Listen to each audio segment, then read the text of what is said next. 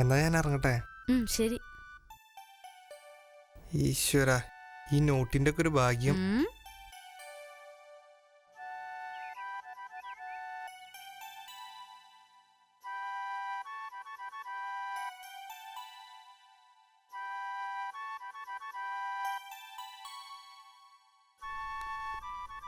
ഉറങ്ങിയോ?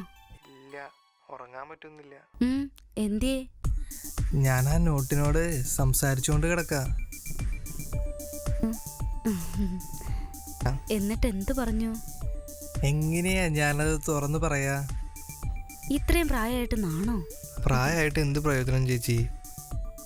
ഇതുവരെ ഞാൻ കാണുകയും കേൾക്കുകയും ചെയ്യാത്ത കാര്യങ്ങളല്ലേ അതെന്നോട് പറയുന്നേ. സാരല്ല, നാണിക്കാതെ പറ.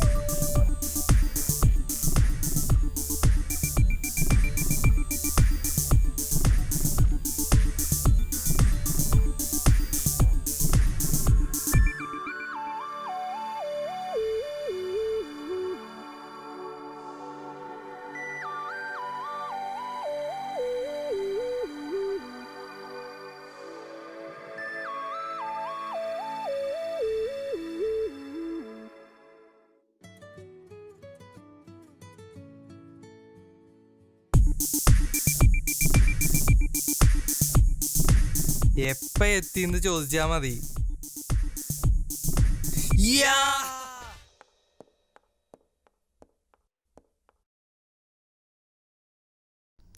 എന്താടാ കുട്ടാ വിളിച്ചത്? ചേച്ചി, ഞാനൊരു MMS അയച്ചിട്ടുണ്ട്, ഒന്ന് കണ്ടു നോക്ക്.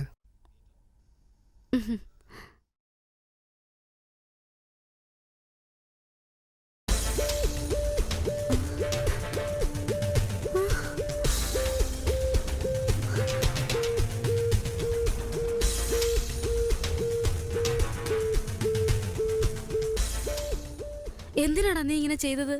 അതിന് ചേച്ചി എന്തിനാ വിഷമിക്കുന്നത്? എനിക്ക് എപ്പോഴും കണ്ടുകൊണ്ടിരിക്കാൻ വേണ്ടിയല്ലേ. അത് വേറെ ആരെങ്കിലും കണ്ടാലോ? ആരെയും കാണിക്കത്തില്ല.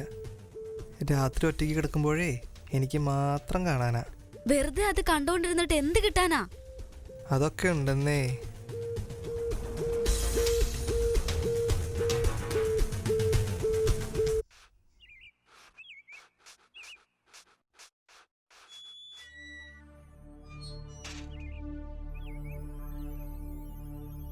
ജാക്കി,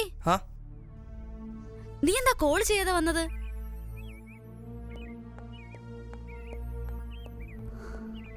നിന്നെ കൊണ്ട് ഞാൻ തോറ്റു. ചേച്ചി, ഞാൻ വല്ലാത്തൊരവസ്ഥയിലാ. എൻ്റെ അച്ഛൻ എന്തു പറ്റി?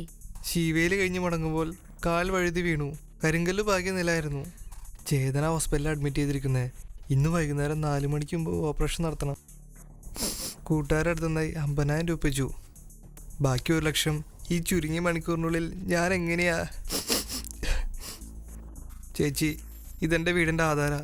ചേച്ചിക്ക് പല ബാങ്കിൽ അക്കൗണ്ട് ഉള്ളതല്ലേ. ഏതെങ്കിലും ഒരു മാനേജറോട് പറഞ്ഞ് എനിക്ക് 1 ലക്ഷം രൂപ എടുത്താ വളരെ അത്യാവശ്യമാണ്.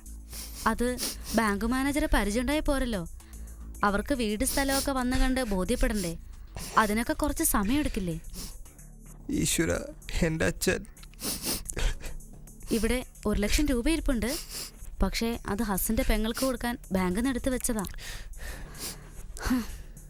ശരി, നിൽക്ക്.